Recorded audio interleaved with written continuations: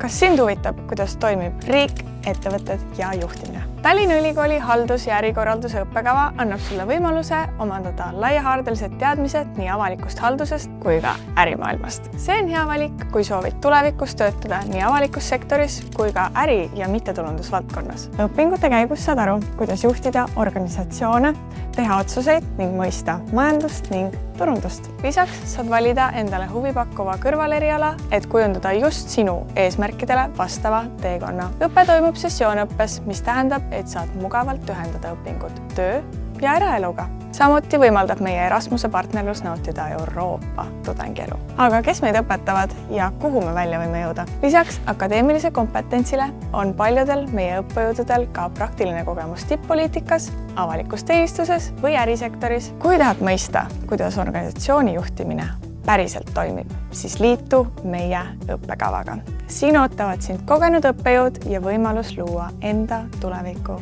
teekond.